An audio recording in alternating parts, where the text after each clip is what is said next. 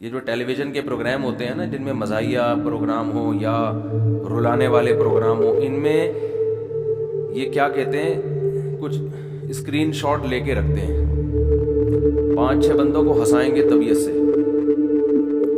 اب جب ان کا کوئی کامیڈی کا پروگرام چلتا ہے تو سامنے لوگ ہنس نہیں رہے ہوتے، لیکن کیمرے میں ان ہنستے وہ کو بار بار دکھا رہے ہوتے ہیں.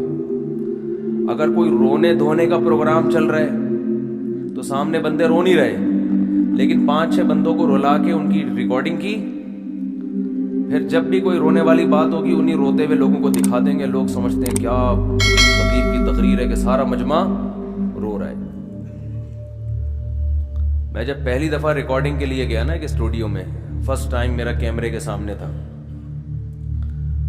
تو ایک بندے کو انہوں نے بٹھایا اور اس کو یوں کروایا اور ریکارڈنگ کر لی. میں نے کہا یہ کیا ہو رہا ہے؟ کہنے چھوڑیں، ہمارا کام ہے، آپ کا کام نہیں، آپ درس دیں آرام سے. ہم نے درس دیا. جب میں درس دے رہا تھا تو سامنے بیٹھے ہوئے لوگ سو رہے تھے. وہ گن پوائنٹ پہ بٹھایا ان کو لا کے بھائی، یا شاید پیسے دے کے بٹھایا ہو کہ 50 روپے ملیں گے، تھوڑی دیر بیٹھ جاؤ. وہ تو سو رہے تھے. لیکن جب وہ ریکارڈنگ چلی ہے تو ایسے لگ رہا ہے میں درس دے رہا ہوں، سامنے بندے بیٹھ کے زبردست، ہر ایک کی سمجھ میں آ رہا ہے. سمجھ رہے؟ تو وہ یوں کروا کے نا اس سے. تو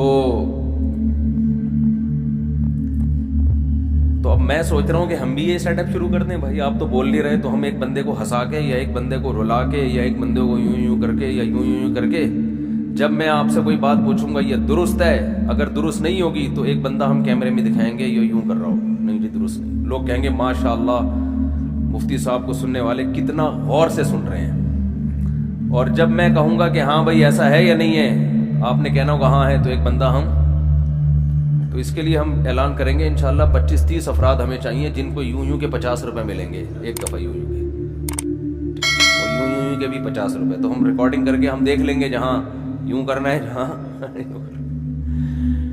تو اس تکلف میں جانے سے پہلے ہمیں اگر آپ لوگ ہی رسپانس دے دیا کریں تو ہمیں اس تکلف کی ضرورت نہیں رہے گی.